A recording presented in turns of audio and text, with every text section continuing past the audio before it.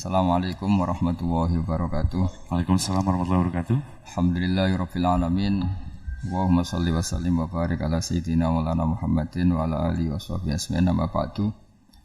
Yang sangat saya hormati putra guru saya juga Wakil Gubernur Jawa Tengah Haji Taj Yassin MZ. Di sini beberapa yang ngurus ngaji, juga ngurus nasib. Ini jaga jarak saya, juga jaga jarak fisik, juga jaga jarak nasib ini. Semoga nasibnya juga ada jaraknya ini. Ini ada Pak Jaka, ada Pak Ramdan, ada Pak siapa ini? Fadlilan itu ya, ada Pak Wahyu, ada Pak Asep. Teman-teman Grab yang datang secara langsung. Ini ngaji, minta ngaji apa ini? Penyembuh lara Pak supaya 21 enggak boleh menyerah ya. Harus semangat. Nyari tok apa ketemu? Oh. Itu jargonnya keliru. Kalau mencari nafkah itu mencari itu udah harus ketemu. Jadi akhirnya nyari terus enggak ketemu. Yang benar itu mencari nafkah apa menemukan nafkah? Mencari nafkah apa menemukan nafkah? Kalau nyari tok enggak ketemu. Kadang ketemu. Oh. Setelah ketemu dipakai istri atau dipakai yang lain? Istri. Setelah ketemu dipakai keluarga. Oh. Yang berapa? Enggak, maksudnya yang dipakai keluarga itu berapa persennya? Keluarga itu ya Kalau yang takut istri 100%.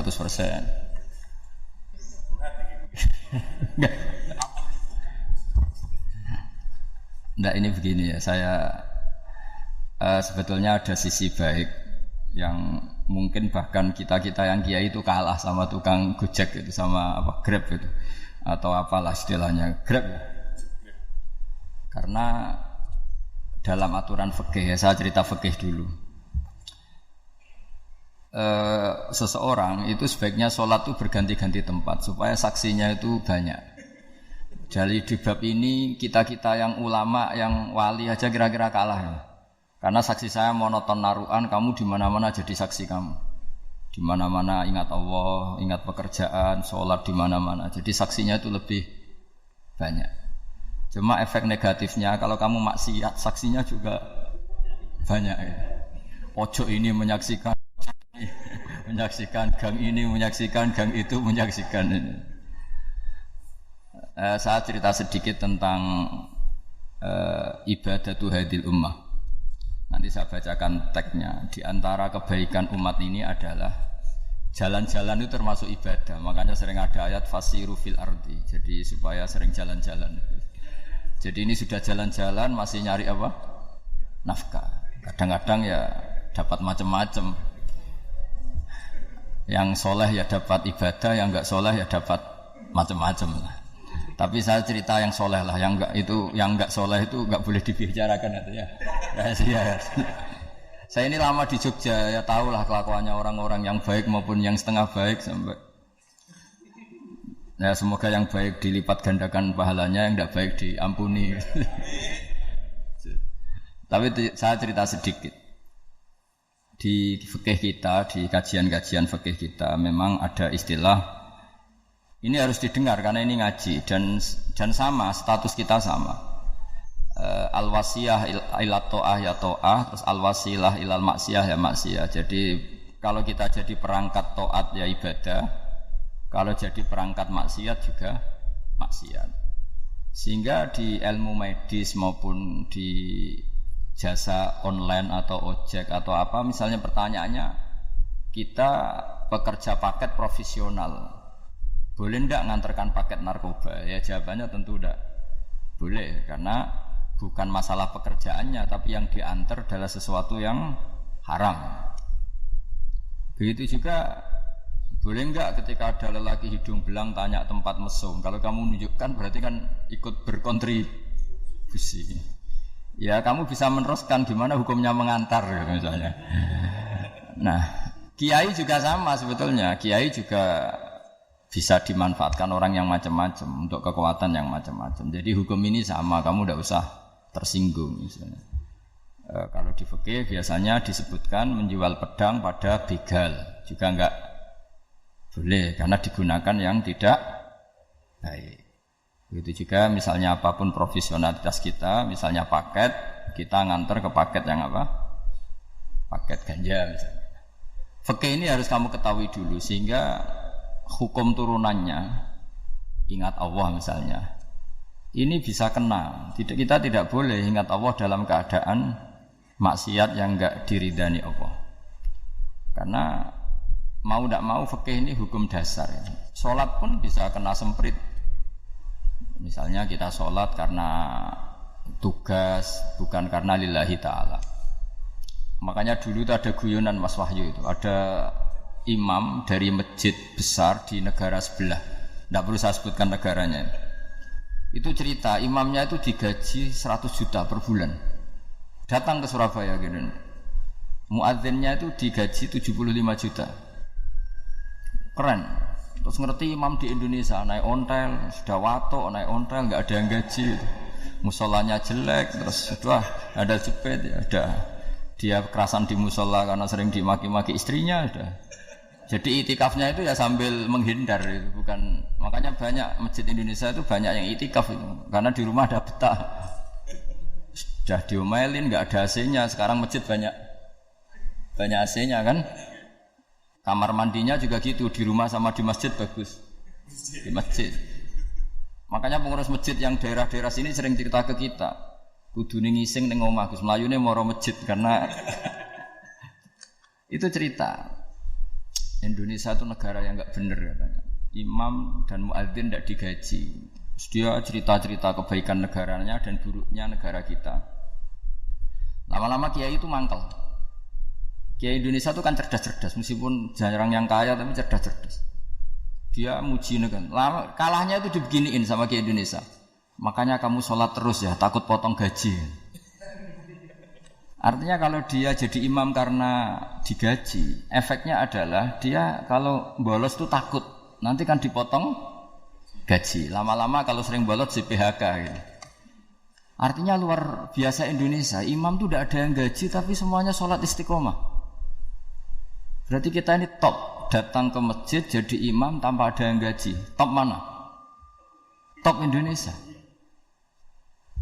Semenjak itu si imam ini tidak pernah cerita kebaikan negaranya karena gaji imam. Indonesia dalam bernegara selalu begitu. Ketika kita tidak punya solusi transportasi, ada saja pihak-pihak swasta atau investor yang ingin menanamkan modal di investasi Grab dan sebagainya. Tapi saya tetap sebagai kiai mengingatkan status hukum fikihnya. Kenapa saya harus cerita itu? Karena fikih ini harus selesai dulu. Saya ulang lagi, fikih ini harus selesai dulu. Misalnya nganterin orang yang mau transaksi narkoba atau transaksi maksiat, atau tapi yang yakin. Kalau tidak yakin memang tidak haram. Tapi kalau yakin itu memang kamu tahu benar-benar iyalah kira-kira gitu. Supaya taat itu ada di semua kehidupan. Sehingga nanti Indonesia kalau semuanya begini kan, yang cari sarana maksiat itu bahkan sekedar transportasi aja susah karena semuanya tidak mau misalnya.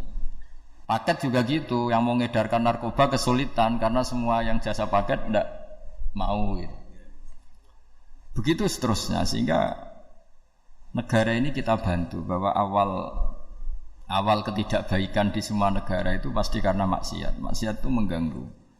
Orang geger sama istri ya karena maksiat. Terus banyak kecelakaan itu rata-rata kata Pak Polisi juga karena maksiat. Jadi orang overdosis atau dalam keadaan mabuk nyupir.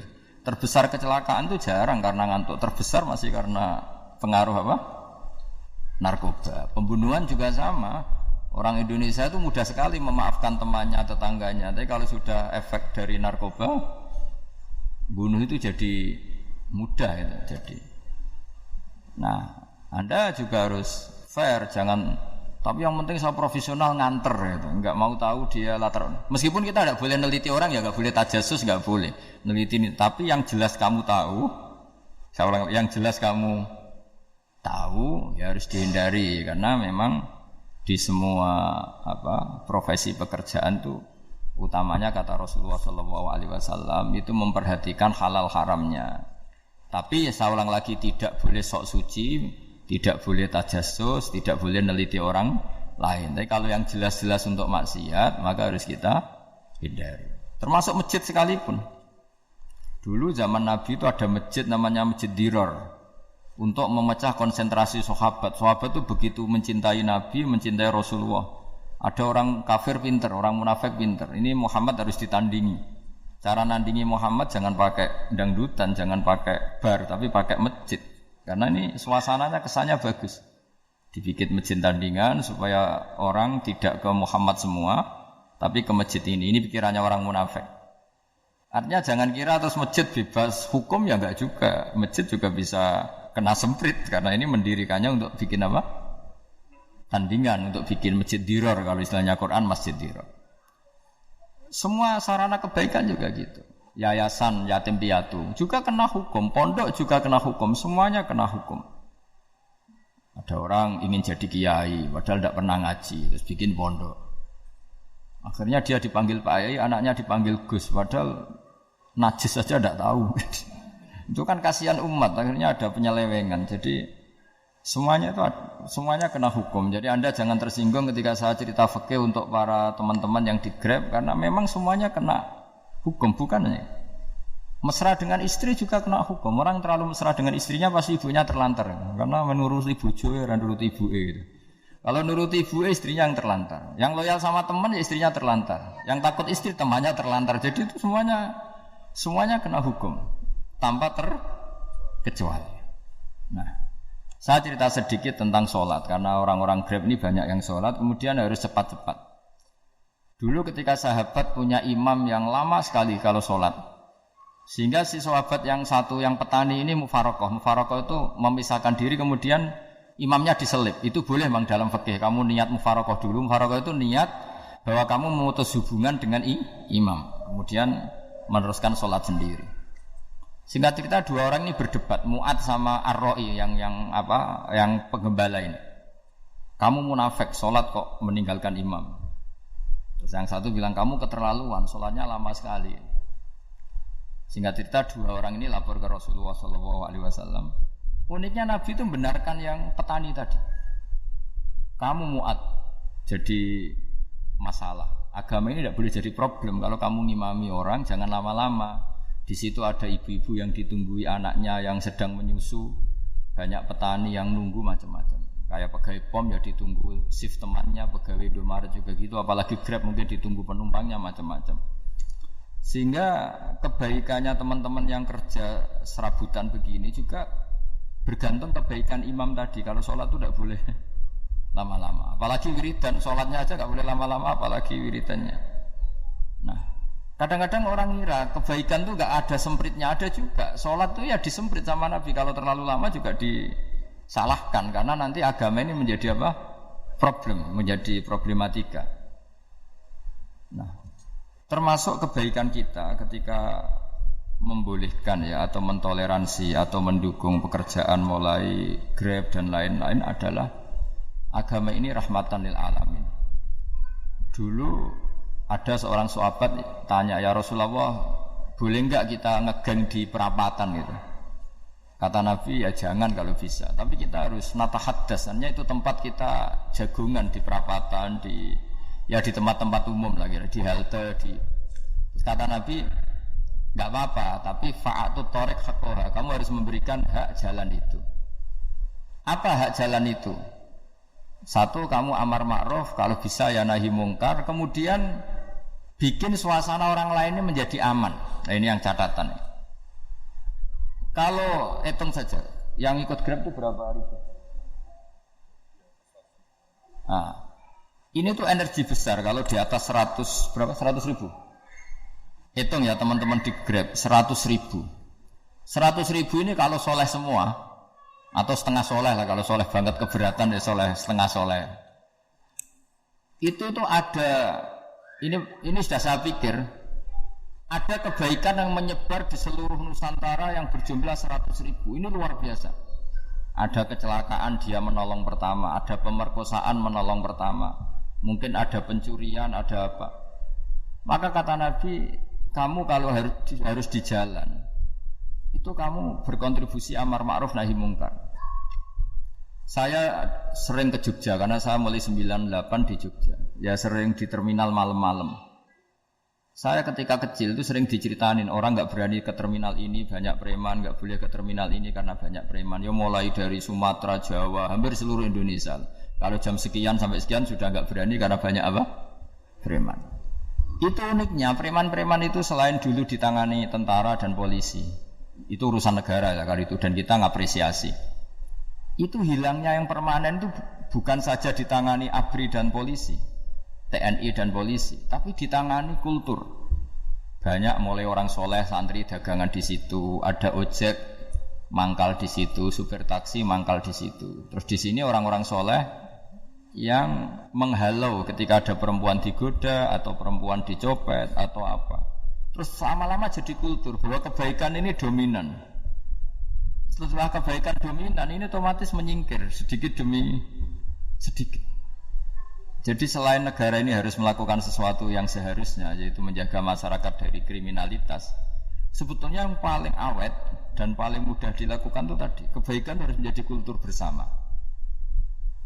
Sehingga kalau terminal kemudian ada mbak-mbak jilbaban yang dagang, terus pak-paknya soleh, ada musola yang hidup, ojeknya juga gitu, terus supir taksinya, lalu kebaikan ini menjadi nilai bersama.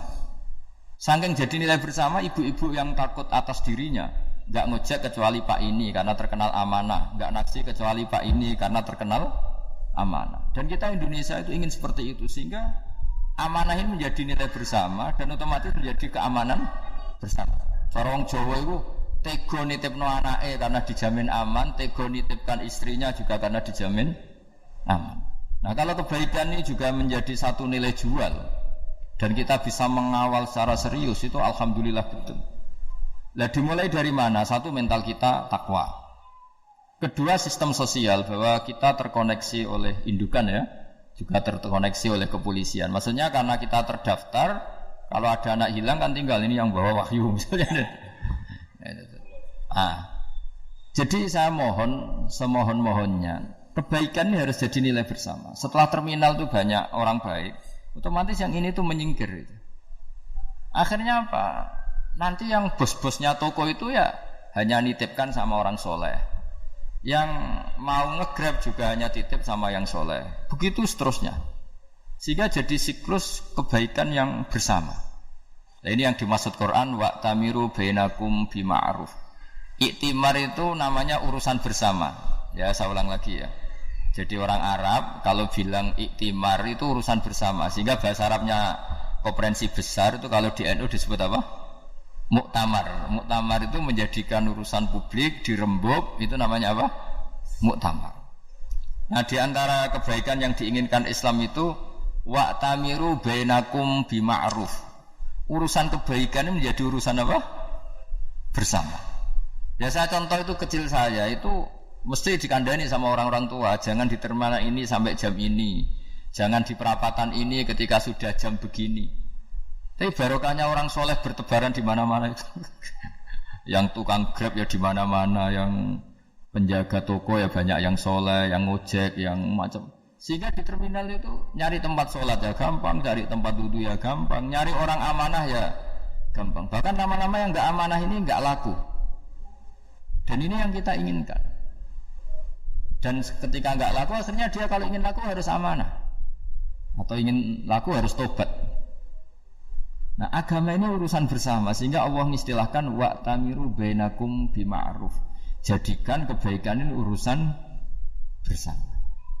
Sehingga karena ini urusan bersama, ketika kita jadi kiai juga harus, kalau misalnya tadi ada Gojek kok makmum, atau Grab kok makmum, atau supir bis kok makmum, kiainya harus cepat sholatnya. Jangan baca surat Baqarah, nanti domel-domelin penumpangnya. Begitu juga ibu-ibu menyempatkan jamaah, waktunya tidak lama, di rumah sudah ditunggu anaknya yang masih menyusu. Makanya Nabi ngendikan idza amma ahadukum as-sholata falyukhaffif. Kalau kamu jadi imam, sholatnya harus relatif cepat. Fa inna fihim ad-dhaif badal hajat, di antara makmum itu yang banyak punya urusan. Selain ada yang lemah, ada yang punya banyak urusan. Nah, terus ketiga masalah kekayaan hati. Kekayaan hati ini penting sekali karena rata-rata teman di Grab itu kan miskin lah. Tapi jangan miskin sampai miskin hati gitu. Bahwa kamu nyari nafkah itu sudah ibadah, berkelana di bumi Allah juga ibadah, menyaksikan macam-macamnya orang itu juga ibadah, bahkan menambah khazanah ilmu. Di antara warisan ilmu yang kita dapatkan dari Rasulullah SAW, misalnya kamu jalan-jalan, punya kaki dua, punya tangan dua, gara-gara jalan-jalan sering ngerti orang yang buntung. Alhamdulillah meskipun saya hanya Grab masih punya kaki tuh, terus ketemu orang buta ya gitu. Alhamdulillah ladzi afani mimma btalaka bih. Alhamdulillah saya terselamatkan dari seperti itu. Sehingga melihat orang maksiat juga gitu. Saya meskipun gini terselamatkan dari jari tempat maksiat dari. Sehingga hidup itu tidak nelongso gitu. Ada nilai lebih yang kita punyai. Jadi di antara kebaikan Islam adalah orang disuruh ingat sisi nikmat. Nah, kalau nikmat itu sudah ada semua, kata Imam Ghazali, nikmat hidup. Kata Imam Ghazali, jika enggak ada kenikmatan yang Anda punyai, kamu datang ke kuburan. Disuruh datang ke kuburan. Dan kamu bilang begini, kenikmatan kembali ke dunia adalah kenikmatan yang diinginkan mulai yang mati zaman Nabi Adam sampai kiamat. Jadi kalau Fir'aun yang pernah jadi raja, Namrud, semuanya, bahkan orang-orang soleh sekalipun, kalau kamu tanya keinginan terbaiknya apa? Ingin kembali hidup untuk membenahi kesalahannya zaman hidup. Artinya apa? Kehidupan yang kita miliki sekarang adalah kenikmatan yang dirindukan mulai yang mati zaman Nabi Adam sampai kiamat. Maknanya apa? Kita punya kenikmatan yang luar biasa karena kenikmatan yang dirindukan oleh orang yang sudah mati mulai dulu sampai sekarang. Apapun masalah hidup Anda ini punya kenikmatan yang enggak tertandingi, yaitu namanya hidup. Barokahnya hidup itu kita bisa tobat. Setidaknya ingin tobat. Kalau nggak bisa tobat, ingin tobat. Makanya di Indonesia itu banyak nyuwun sewu, banyak maling yang anaknya itu soleh, karena kalau ngandani anaknya tetap gini, wes le bapak tok sing lakoni ku ojo, bapak tok yang alami ini kamu jangan. Banyak di Indonesia orang nggak bisa baca Quran, anaknya hafid, karena setiap bodoh itu tidak diwariskan. Wes le bapak tok sing bodoh ku ojo. Mungkin teman-teman di Grab juga gitu, wes bapak tok cung sing nasi pengen ku ojo. Jadi kebaikan begini itu akan terus menerus diwariskan. Sehingga banyak orang tidak tamat SD anaknya dosen, tidak tamat SMP anaknya dekan. Karena setiap dari kita itu cita-cita kebaikannya menurun ke anak cucunya, keburukannya berhenti di dia. Cara wong Jawa itu bapak tok sing nglakoni. Nah, di sini saya jelaskan tentang kekayaan rohani. Jadi saya mohon ketika Anda jalan-jalan nganter penumpang itu harus sering muji Allah Subhanahu wa taala. Ya, saya bacakan ayatnya, at-taibunal abidunal hamidun. Orang baik itu yang tobat, yang ahli ibadah. Di antara definisinya itu as-saihun, yang sering jalan-jalan. Siaka itu jalan-jalan. Jadi orang paling bejo sak dunia itu sampai harus jalan-jalan ibadah dapat uang. Tapi syaratnya ibadah. Sekali udah ibadah dapatnya masalah kan? Sering gonjekkan orang cantik terus ingat istrinya tidak cantik gitu. Sering gonjekkan orang yang sopan, yang santun terus ingat andekan ini istri saya di rumah rewel gitu. Jadi kalau kamu tidak taat itu adanya penyesalan. Di lampu merah ada orang naik Ferrari, naik Alphard, sementara kamu di rumah hanya mobil butut, kadang malah tidak punya mobil. Jadi kekayaan rohani itu dimulai dari mana? Dimulai dari taat. Cara berpikir itu taat, bukan maksiat. Sekali Anda cara berpikir maksiat, maka adanya hanya penyesalan. Semakin pengalaman di luar, semakin penyesalan. Karena di luar sana banyak orang yang dapat nikmat yang lebih dari Anda. Tapi sekali Anda taat, kamu akan mensyukuri apa yang Anda miliki dan tidak pernah ingin sama yang dimiliki orang lain. Sehingga orang-orang yang sering pergi itu sama Allah dipuji. Jadi tidak ada nabi kecuali di antara ibadahnya itu jalan-jalan. Fasiru fil ardi.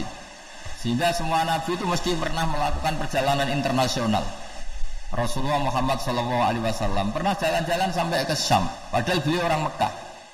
Nabi Ibrahim yang orang Syam pernah perjalanan sampai ke Mekah.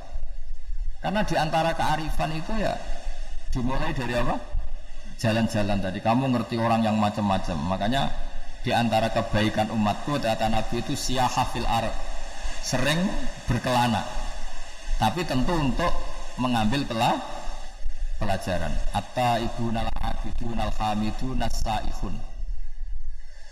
Nah, agama mensupport itu.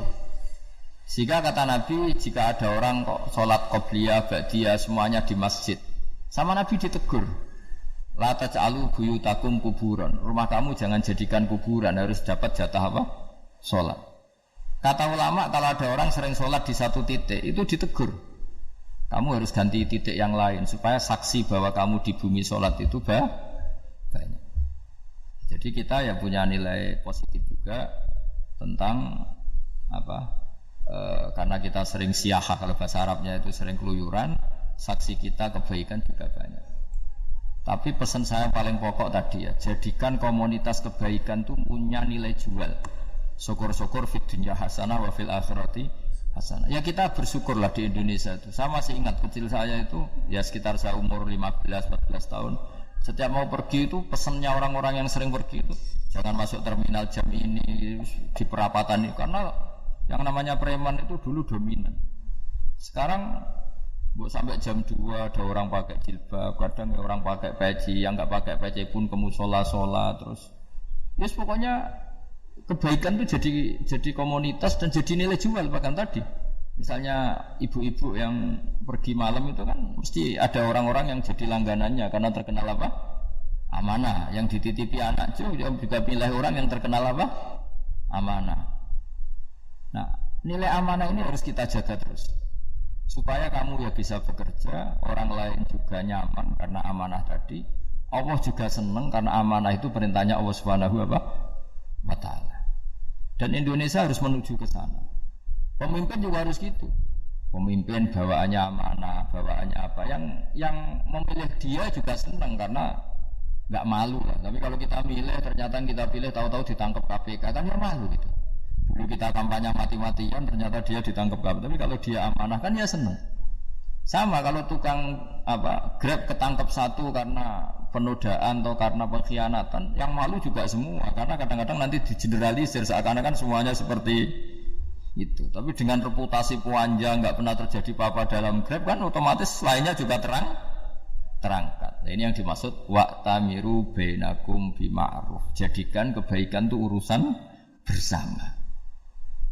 Makanya andaikan negara itu sudah mengoptimalkan polisi, TNI untuk meringkus preman, oke itu baik.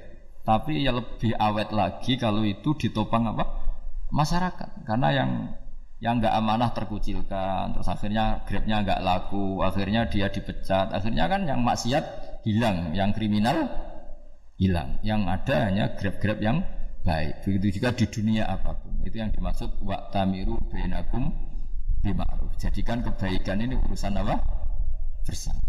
Nah karena kita baik, otomatis jadi teladan yang baik bagi anak kita, istri kita, tetangga kita. Dan karena kita baik maka terhormat. Sehingga orang melihat Grab itu simpatik, respect karena reputasinya baik. Nah karena orang respect tidak dicibir. Barokahnya tidak dicibir, tidak mangkel. Barokahnya tidak mangkel, tidak saling ejek, bahkan tidak saling bunuh. Coba kalau kita jelek, dicibir orang, kita dalam keadaan mabuk, tidak terkontrol, bunuh. Jadi efek dari maksiat itu begitu buruknya. Sehingga penelitian itu mengatakan kebanyakan kecelakaan ya pemicu utamanya rata-rata ya nyupir dalam keadaan mabuk. Beberapa nyuwun sewu kasus-kasus kriminal rata-rata dipicu oleh hal-hal seperti itu. Makanya meskipun di luar saya tolong hindari narkoba, hindari hal-hal yang maksiat supaya pekerjaan Anda ini barokah. Kemudian yang terakhir saya beri ijazah tentang Al-Fatihah ya, karena ini surat yang populer Kalau saya ijazahi Quran 30 juz pasti sampean enggak hafal. Atau ijazah surat Baqarah. Kalau mau Baqarah mau. Ijazah surat Baqarah mau 2 juz setengah. Mau Mas Asep? Ya Fatihah aja yang gampang ya. Nah, ya kulhu Fatihah ini paket ringan ini. Tapi pahalanya apa? Besar. Ini beda ya, artinya selama ini mungkin Anda baca tapi monoton ya. Tapi ini saya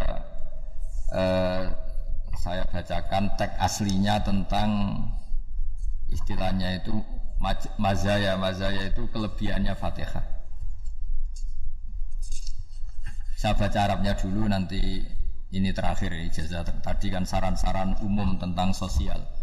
Ya, pokoknya jadikan kebaikan itu punya nilai sosial yang baik lah.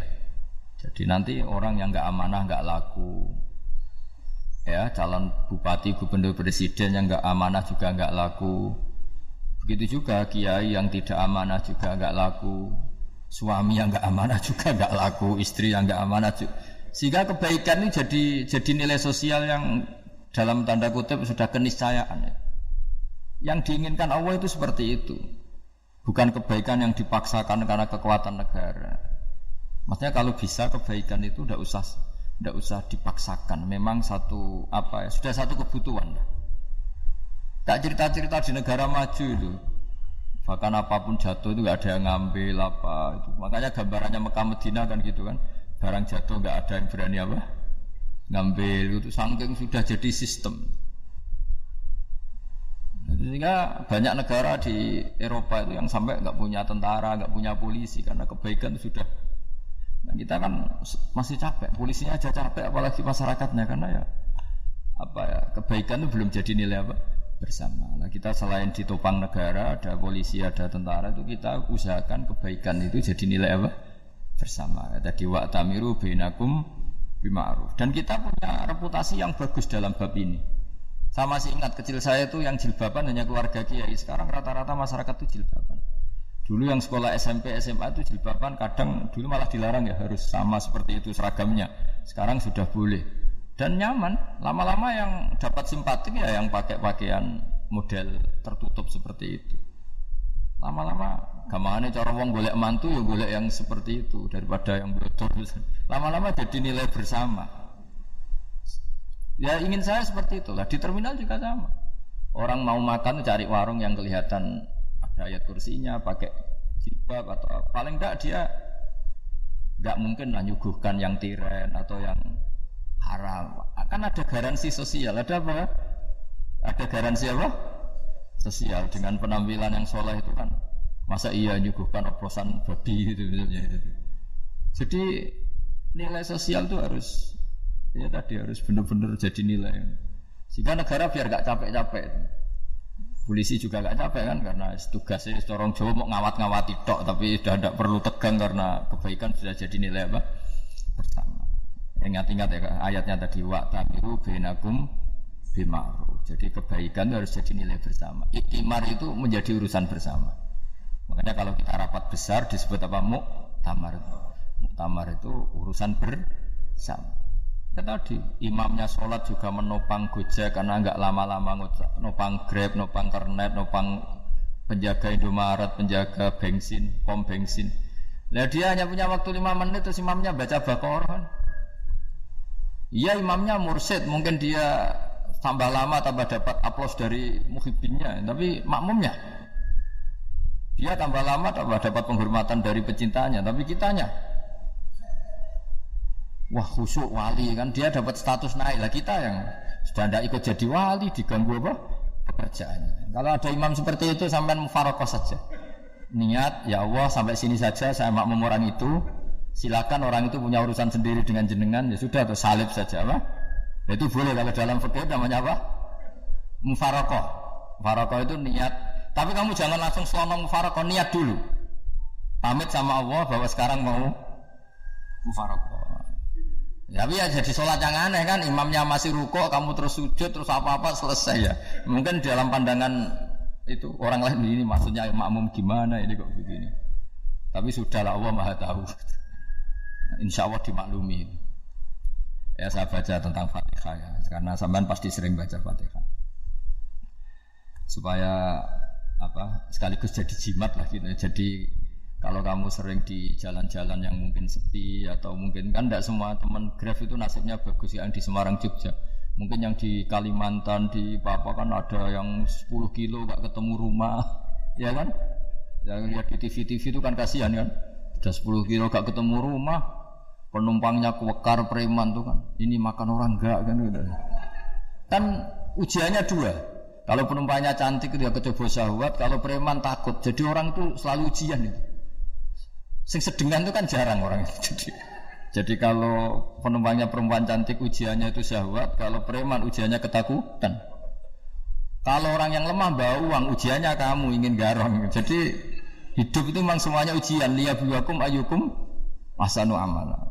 Makanya saya sering ditanya oleh teman-teman, Gus, nah ujiannya kenal wong wedok elek piye sama? Kenal wong ayu ujiane syahwat, kenal wong elek ujiane ngenyek, itu sama-sama dosa.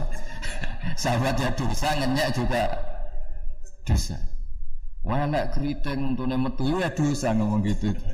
Kadang-kadang orang berpikir enak kancanan wong elek enggak dosa. Kata siapa kancanan wong elek itu ya dosa karena bawaannya ngenyek. Ngenyek itu menyepelekan itu. Makanya saya itu ya enggak mau berteman sampean. Nanti kan bawaannya ngenyek atau seneng ya enggak tahu. Ya sudah ana takdir saja kalau ketemu ya tak ulang ngaji gitu. Tapi ini ngaji terakhir, setelah ini ngaji biasa aja enggak usah resmi gini. Ngaji kok resmi aneh. Pokoknya nanti suatu saat kalau pandemi sudah berlalu saya akan ngaji Rebone. Ini ngaji. Ini ngaji yang kurang bagus karena ngatur kiai kurang berkah ini. Nanti tapi ya lumayan lah masih mau ngaji. Ngaji kok tanggal ini jam ini. Sekarang suatu saat kamu tak panggil, Mas Wahyu datang ke sini jam ini tidak mesti bisa. Mungkin pas ada acara apa? Maaf ke sini pas ngecek pas apa. Jadi ya sudah tapi tak maafkan enggak apa-apa. Takdir ya. Tak bacakan supaya sampean tahu keramatnya bismillah. Nah, sebelum saya bacakan bismillah Fatihah, tak beritahu tentang ilmu tafsirnya karena ini penting sekali. Fatihah itu dawuhnya Allah, tentu itu dawuhnya Allah. Saya ulang lagi itu kalamullah. Tapi yang sudah diberikan kesampaian ke kita semua. Sehingga seakan-akan itu menjadi dawuhnya kita ke Allah. Jangan salah loh ya. Fatihah itu dawuh Allah tapi sudah diberikan ke kita. Sehingga posisi kita itu yang punya itu. Nah kenapa ini perlu dijelaskan? Karena nanti ada kalimat iyyaka na'budu wa iyyaka nasta'in. Kalau itu masih kalam Allah, berarti Allah ngomong ke kamu, ngendikan ke kamu, kepadamu aku menyembah. Masa Allah menyembah kamu? Nah, sehingga ilmu tafsir itu menyelesaikan itu dulu ya. Saya ulang lagi ya, sebelum sampean sering baca Fatihah, aku yakin ya sering baca. Tapi barokahnya tidak paham itu tidak pernah janggal. Enggak paham itu ya penting supaya tidak iskal, tidak janggal.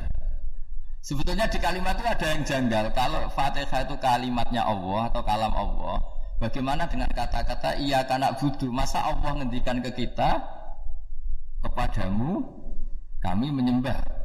Masa Allah menyembah kita? Maka penyelesaiannya secara ilmu tafsir gimana? Semua ulama mengatakan, bukan satu dua, semuanya mengatakan di Fatihah itu semuanya diberi kawalan kalimat. Saya ulang lagi ya, di Fatihah itu semuanya diberi awalan kalimat qulu, katakan wahai hambaku begini. Ya, katakan wahai hambaku begini. Nah, begini ini pelajaran dari Allah yang sudah diberikan ke kita. Terus kita mengatakan bismillahirrahmanirrahim, alhamdulillahirabbil, termasuk kita mengatakan iyyaka na'budu wa iyyaka nasta'in. Jangan bayangkan Allah ngendikan ke kita. Kalau Allah ngendikan kita berarti gini, hei wahyu ihdinas siratal mustaqim, tunjukkan saya jalan yang benar. Nah nanti kamu terus, ya Allah, Anda aja minta pertolongan saya minta tolong siapa kan, jadi panjang kan. Ya saya ulang lagi ya, jadi itu di ulumul Quran diterangkan gimana sebelum baca Fatihah ya. Fatihah itu kalamullah, ngendikane Allah, tapi yang sudah diajarkan ke kita dan sudah milik kita, sehingga kalimat itu menjadi milik kita. Tapi ya kalamullah, tetap kalamullah, tapi sudah menjadi milik kita. Udah paham ya? Ya pinter nah. Ya, karena kalau tanpa penjelasan seperti ini, Anda akan iskal. Bagaimana Allah iskal itu janggal? Bagaimana Allah mengatakan iya kanak butuh? Kan jadi aneh ya. Ya, jadi tak jelaskan secara ilmiah ya. Jadi kata ulama-ulama tafsir, ayat-ayat Quran seperti ini sebetulnya dimulai dari qulu apa? Meskipun enggak dilafadzkan. Itu kan sama dengan qul huwallahu ahad Muhammad, katakan kalau Tuhan itu satu. Ya namanya Quran itu kan kalam Allah, membina nabinya, membina umatnya. Makanya dikatakan atau enggak di sini tersembunyi kata qulu, katakan. Ya, jadi ya ibarat apa itu? Kamu ngajari anak kamu lah, panggil jenengan bapak kulo. Itu maksudnya anak itu kalimat kamu, tapi kamu ajarkan ke anak kamu. Terus anak kamu bilang, Pak jenengan bapak kulo. Nah, ketika kamu mengatakan jenengan, bukan kamu mengatakan jenengan anakku, berarti anakmu itu bapakmu, kan lucu kan? Anak kamu ajari jenengan bapak kulo, kamu engkau bapak saya. Terus anak kamu mengulang jenengan atau kamu bapak saya. Berarti itu kalimat yang kamu ajarkan, tapi sekarang sudah milik anak kamu. Kalau itu kalimat kamu kan lucu, masa anak kamu bilang bapak? Nah itu seperti itu. Jadi ulama memberi solusi atau jawaban iya karena abudu. Ya itu sebelumnya ada kata-kata qulu, katakan wahai hambaku, hubungan kamu dengan saya adalah katakan iya karena butuh wa iya karena nasta'in. Terus hubungan kamu dengan saya katakan juga dalam doamu ihdinas siratal mustaqim. Jelas ya, jadi itu kalam Allah yang sudah milik kita karena diajarkan Allah untuk kita. Dong ya? Dong, gak jelas ya. Tapi bagus, gak jelas itu bagus. Kalau kamu jelas gak jadi digrab, jadi gubernur. Min azimi fadliha kasratu asma'iha fadlil ukhra. Ini cerita dramatisnya surat Al-Fatihah. Qala Abu Hurairah radhiyallahu anhu inna iblisa ranna khina unsitat Al-Fatihah. Jadi iblis itu begitu kesakitan. Ini kitab Abwaabul Farad karangannya Syekh Muhammad Alawi, juga kutipan dari beberapa kitab. Yang jelas beliau sendiri juga ngutip dari beberapa riwayat di beberapa hadis. Halaman 1, 2, 3. Ketika Fatihah turun itu iblis kesakitan. Kayak orang sakit gigi lah, tersiksa-siksanya karena turunnya surat apa? Al-Fatihah. Artinya kalau Anda baca Fatihah dijiwai, maka Anda melemahkan setan, melemahkan iblis. Wa qala Mujahid, khina unzilat Fatihatul kitab ronna fastama indahu asyayatin. Jadi ketika Fatihah itu turun, iblis itu terkapar lah kira-kira. Sampai dijenguk banyak setan. Ketika mana di ICU lah kira-kira gitu kalau sekarang itu. Entah Covid entah enggak tahu. Pokoknya di ICU sampai dijenguk banyak setan. Enggak tahu bawa apa enggak tahu. Pokoknya dijenguk banyak setan. Nah nyangoni karena ini apa? Ketuanya apa? Pingsan, sakit. Di iblis itu sakit sampai dijenguk anak buahnya setan-setan. Ya, semoga kalian semua tidak kenal setan. Kalau kenal berarti teman, apa? Wa qalu misla dzalik. Wa qala lahum laisa mimma taquluna syai'un walakin unzilat suratun laisa ajruqa ilaiha illa an harramahu alaihi nar jahannam. Saya ini bukan sakit fisik kata iblis. Kamu tidak usah jenguk saya, datangkan dokter terbaik, tidak usah. Saya ini tidak sakit fisik. Saya ini sakit karena ada surat yang diturunkan, yang pahala yang melafadzkan surat itu pasti selamat dari neraka. Padahal misi terbesar saya ini supaya manusia masuk neraka. Sekarang punya tamengnya. Wah pusing kan? Ya seperti orang lah goda sampean ternyata sampean setia itu kan pusing. Nah ternyata tidak setia itu yang akhirnya ribet kan itu. Jadi iblis itu cita-cita terbesarnya kan semua orang itu masuk neraka. Nah sekarang turun satu surat yang gara-gara surat itu siapapun yang baca dijamin selamat dari neraka. Jadi walakin unzilat suratun laisa ajru qailiha illa an harramahu alaihi nar jahannam. Karena jadi dia shock lah itu kalau orang di Jawa itu bilang shock. Aduh sial nasib saya ini umat enggak bisa saya goda lagi karena tamengnya ada di punya. Qad batala kaidukum wa makrukum. Rekayasa kalian sekarang itu tidak ada gunanya semua. Nah, ini alhamdulillah di Indonesia kelihatan kan banyak yang miskin, banyak yang susah. Tapi selagi mereka masih sholat, itu keinginan mencari halal itu masih tinggi. Kayak apa kita di tengah kota, jauh dari anak istri, jauh dari tetangga. Biasanya kalau orang jauh dari anak istri tetangga kan sakarepe dhewe. Tapi yang soleh masih banyak, sudah jauh dari keluarga tetap lurus. Loh, kalau yang dekat lurus kan wajar konangan wong akeh gitu. Ini sudah jauh masih lurus. Nah ini enggak lepas dari barokahnya surat apa? Surat Fatihah tadi. Jadi karena ada surat yang menjamin pelafalnya atau qailiha terbebas dari api neraka. Wa qalat as-sayatinu lahu is ayyusa'in ta'muruna ya maulana. Faqala lahum idhabu wajtahidu hatta tukhfilu qulubahum hatta la yaqulu hadhihi surah. Lalu kita gimana? Jari para setan gitu. Lalu kita gimana? Terus kata iblis, sudah bikin mereka lupa sehingga tidak baca lagi. Selagi masih baca kita pasti keok. Jadi kalau sampean sudah jarang baca Fatihah itu berarti sudah bagian dari kemenangan apa? Iblis. Jadi kalau sampean sudah jarang baca Fatihah itu berarti bagian dari kekalahan Anda, kemenangan iblis. Masih sering baca? Berapa kali? Terus apa lagi?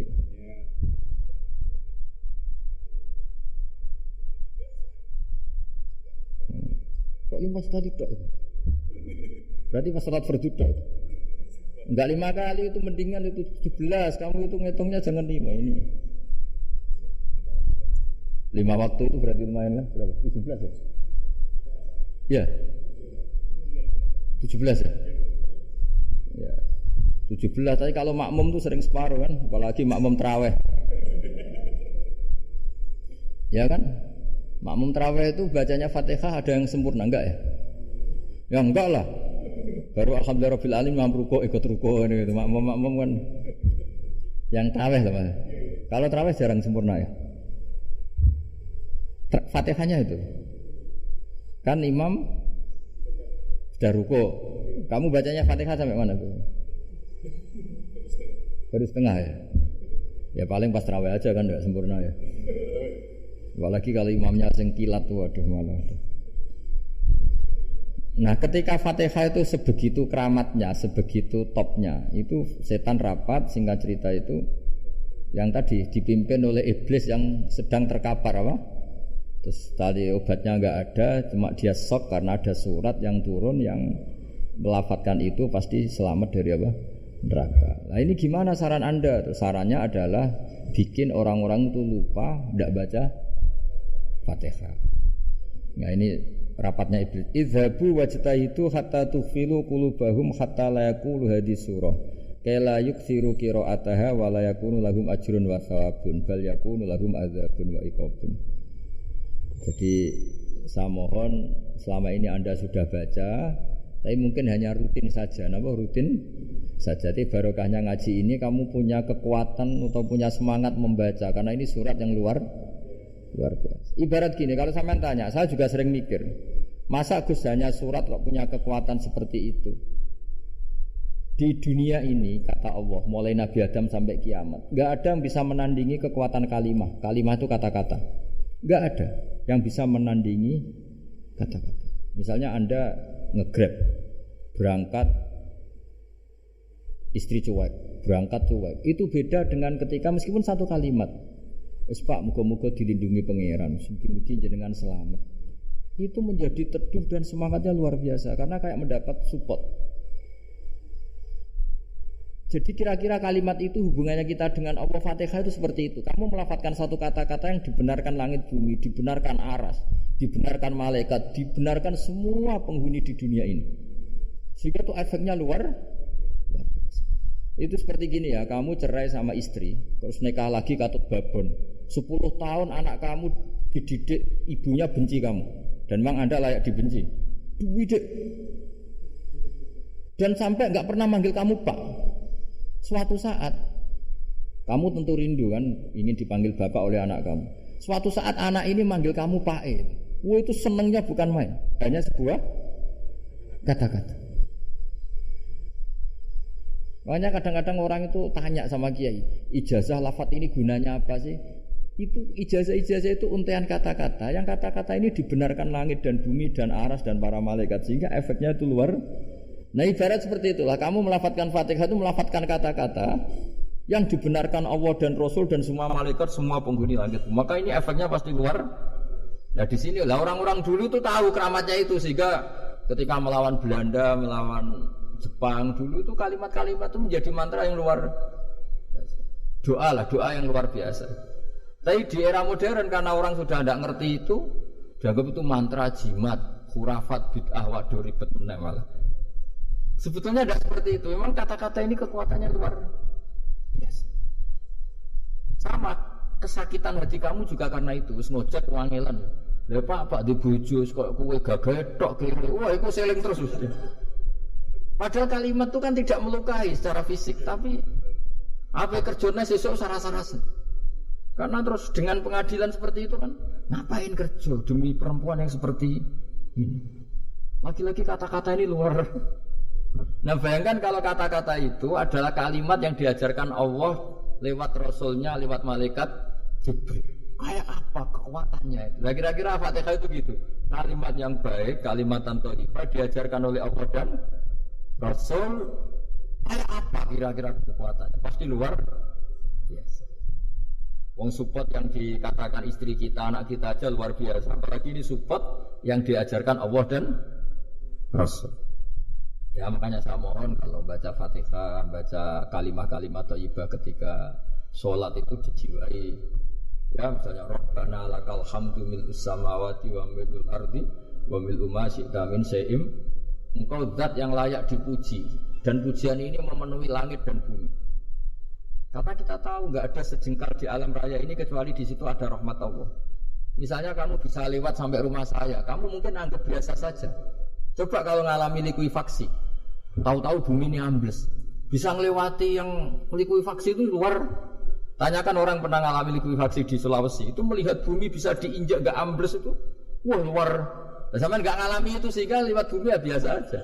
Coba kalau ngalami seperti tidur, ya biasa aja.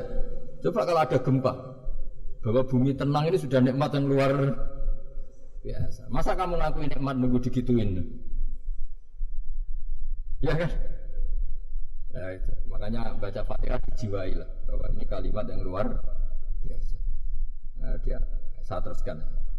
Warwa Muslimun fi sahihihi an Ibnu Abbas radhiyallahu anhu annahu qala bainama Jibril alaihi salam qaitun dan Nabi sami anaqidan min fawqi farafa'a ra'sahu faqala hadza babun minas sama futihal yawma lam yuftah qaddu ilal yawm fanazala minhu malakun faqala hadza malakun nazala ilal ardi wa lam yanzil qaddu ilal yawma fasallim waqal abshir binuraini qad uti tahuma lam yu'tahuma nabiyyun qabla fatihatul kitab wa khawatimu suratil baqarah.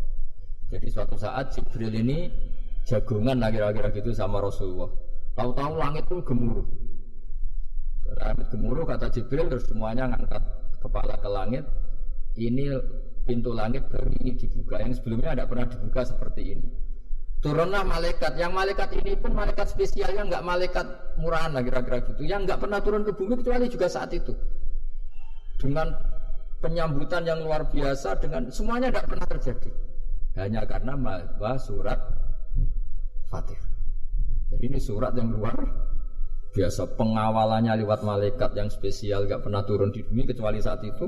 Penyambutannya juga gak pernah seperti itu, baru seperti itu. Jadi semuanya itu spesial. Nah, kenapa ini spesial? Karena di situ ada isi puja-puji kepada Allah Subhanahu wa Ta'ala. Ada ikrar kita, alhamdulillahirabbil alamin, arrahmanirrahim. Ikrar ini penting. Kalau contoh paling gampang gitu lah. Kamu punya istri selama ini cerewet terus. Suatu saat ngomong, Pak, tak angen-angen rono wong lanang koyo sampeyan. Wah, itu langsung tidak ada lelaki sebaik engkau. Itu sama senengnya, masya Allah. Karena ada ikrar dari seorang istri ke kamu. Nah, bayangkan kalau ikrar kita sebagai hamba diakui oleh Allah Subhanahu, maka ikrar ini akan dicatat sebagai kebaikan kita yang kita panen nanti di akhirat. Karena ada ikrar. Kita ikrar bahwa alhamdulillahirabbil alamin. Kita ikrar ar-rahmanir Rahim, kita ikrar maliki yaumiddin, kita ikrar iyyaka na'budu wa iyyaka nasta'in. Sampai misalnya jadi orang Indonesia, ketemu orang Indonesia yang makmur di Jerman, terus lupa Indonesia. Kamu orang Indonesia, enggak ada orang Indonesia. Mangkel gak kira-kira? Mangkel. Karena salah ikrar kan gitu. Ya jadi saya mohon jangan anggap kalimat itu hal yang biasa, tapi luar biasa. Nggih, ngoten mawon. Assalamualaikum warahmatullahi wabarakatuh. Ya, alhamdulillah ya. Dan ini Gus, ada yang banyak yang nanya nih ceritanya. Wah, bagus. Makanya kita pilih yang nggak akan selesai dulu nih Gus. Oke. Bentar.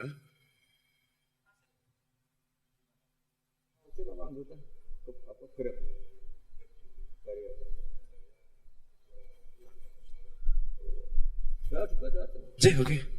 Menikah wonten pertanyaan Gus saking Pak Muhammad Arwani. Pertanyaannya adalah bagaimana cara untuk meningkatkan iman dan takwa kita kepada Allah Subhanahu wa taala jika di situ kita sangat sulit untuk meninggalkan maksiat. Sudah berusaha taubat akan tetapi tetap maksiat lagi. Pertanyaannya gitu. Bagaimana solusi agar selalu bisa terhindar dari maksiat? Menikah. Apa aja yang jawab? Jangan maksiat. Udah, fokus ibadah jangan maksiat. Itu sih kalau saya. Tapi monggo Gus, masa saya enggak. Monggo Gus. Jadi itu pertanyaan pertama dan terakhir karena waktunya juga saya tidak banyak. Saya berkali-kali kampanye di mana-mana lah, kampanye dan menganjurkan. Di antara catatan dalam Suhufi Ibrahim wa Musa kan ada kan di Quran itu yang dinamakan lampiran-lampiran wasiatnya Nabi Ibrahim dan Nabi apa? Musa. Itu di antara catatannya begini.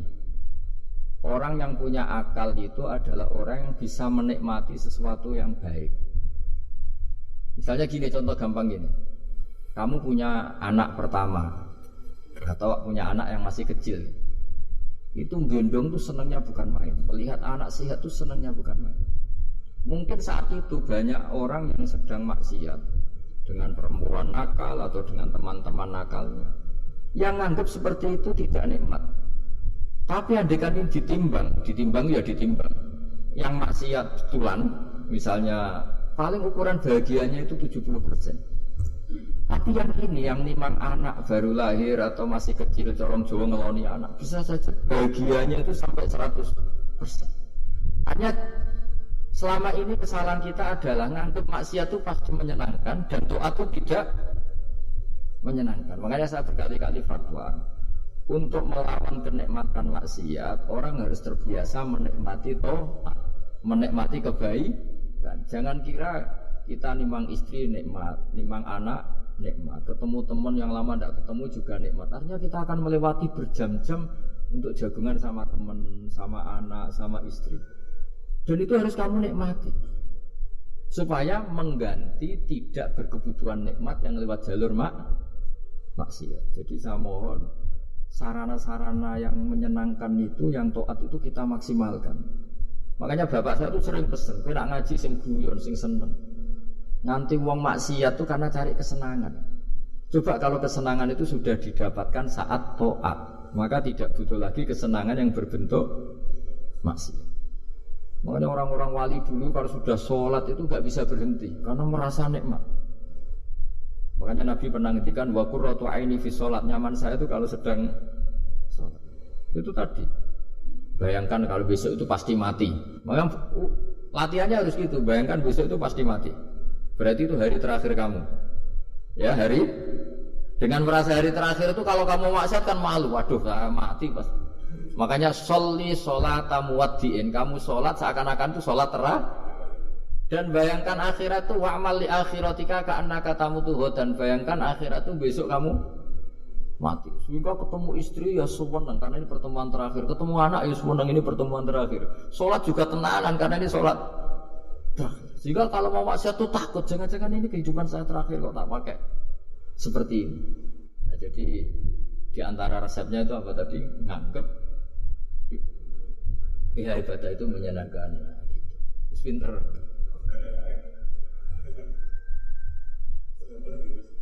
Wah ini. Tapi kamu jawab dulu ya.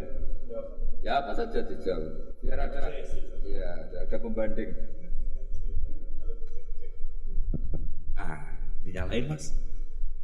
Oke, satu pertanyaan lagi Gus. Ini ada pertanyaan dari teman-teman mitra driver Grab. Saat mengantarkan barang, tiba-tiba azan waktu sholat. Ya, Gus. Lalu kita sebagai driver harus sholat dulu atau menyelesaikan orderan dulu, karena itu juga amanah kan orderannya itu. Mungkin nganter barang atau mungkin nganterin penumpang. Mengingat barang tersebut sudah ditunggu pemiliknya dan penumpang tersebut juga sudah ada janji yang lain, makanya gitu. Nyuwun pencerahannya Gus gitu. Begini ya, ini kan fikih sosial ya. Saya jawab, ini memang harus pakai fikih, nggak pakai rasa. Saya ulang lagi, pakai fikih, nggak pakai rasa. Waktu sholat itu kan banyak ya, diantaranya maghrib dan isya, duhur dan asar, terus subuh sendiri. Ya, dan zaman belajar fikih, orang belajar tasawuf ya. Nah, kalau subuh itu tidak ada toleransinya kalau waktunya sudah tinggal 10 menit karena tidak ada jamak. Ya, tidak ada apa? Jamak. Sehingga misalnya kalau kamu ngojek waktu tinggal 10 menit ya harus sholat. Tapi kalau sekedar dengar adzan ya, ini penanyanya kayaknya itu teman kamu, jadi fikihnya kayak kamu, nggak jelas. Adzan itu kan bukan akhir waktu sholat. Adzan itu bukan akhir waktu sholat, tapi awal sholat. Itu tidak harus supir Grab, tidak harus supir Gojek. Meskipun kamu makan ada adzan ya teruskan saja, kan tidak akhir waktu sholat. Anda menerima tamu, gendong anak, atau sedang nyupir, atau sedang bercengkrama sama teman. Kalau ada adzan ya nggak apa-apa, misalnya diteruskan. Kan bukan akhir waktu sholat. Yang benar-benar harus ditinggalkan itu kalau waktu sholat misalnya tinggal 7 menit. Atau tinggal 8 menit. Waktu yang mau tidak mau kamu harus tasarrufkan, kamu peruntukkan. Injury time ya Gus. Nah, injury time. Nah, gitu aja kok nggak tahu ya. Nah, lalu misalnya, kalau pertanyaan tadi mestinya kelasnya itu kelas afdoliyah. Utamanya gimana? Kalau wajibnya belum ada karena kan waktunya masih panjang. Jadi pertanyaannya bukan wajibnya tapi sebaiknya, karena ini semuanya belum mendesak kan. Andai kan kamu teruskan nganter barang kan tidak ada jaminan waktunya habis. Padahal kalau kamu memaksa sholat, mungkin citra kamu sebagai supir Grab tidak baik karena dianggap mengabaikan konsumen. Terus kedua menyangkut jarak. Oke, seperti itu. Nah sekarang kalau pertanyaannya dibalik, makanya yang dibalik ini agak ribet. Waktu sholat tinggal 8 menit. Ada konsumen yang minta diantarkan saat itu dan acaranya ke mall happy-happy. Maka fatwa kita sebagai ahli fikih, ya tantang saja, saya mau sholat dulu. Kalau enggak sabar ya silakan cari yang lain. Kalau acaranya ke mall. Tapi kalau acaranya kelahiran atau transfusi darah atau mau nganterin darah ke pasien yang sudah koma, maka kita langsung, karena ibadah sosial itu didahulukan mengalahkan ibadah yang haknya Allah, karena Allah itu zat yang tidak butuh ibadah kalian. Tapi kalau pasien ini kalau enggak nang kesampaian darahnya mati misalnya, jadi kamarnya Allah lebih apian lah gitu. Makanya masyhur kalau dalam fikih hak Allah sama hak adami ini dimenangkan hak adami, tapi bukan karena Allah kita kalahkan. Allah tidak butuh itu semua gitu. Jadi dikalahkan tapi bukan karena kalah, justru karena tidak butuh. Ya ibarat gini lah, Allah itu saking baiknya. Baiknya Allah kan pasti di atas orang tua kita. Itu pasti ulang lagi. Baiknya Allah pasti di atas orang tua kita. Orang tua kita saja baik, apalagi Allah. Misalnya orang tua kamu butuh uang 5.000. Adik kamu butuh uang 5.000. Adik kamu yang kecil atau ya. Kira-kira orang tua kamu tuh nyuruh dikasihkan beliau apa adik kamu? Kira-kira ke adik kamu.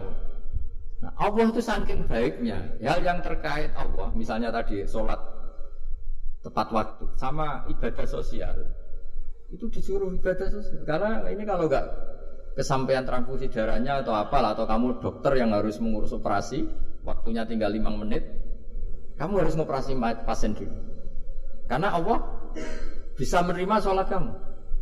Nah tak terangkan lagi ini fikih terus. Lalu sholat yang apa?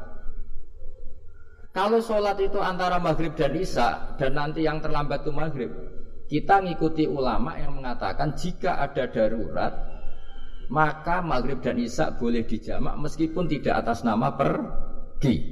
Kan jarak kamu kan tidak jarak masafatu qasrin. Artinya apa? Misalnya saya dokter, harus operasi, waktu saya tinggal 8 menit mau maghrib, ternyata harus ada operasi. Kalau saya nggak nangani, mati.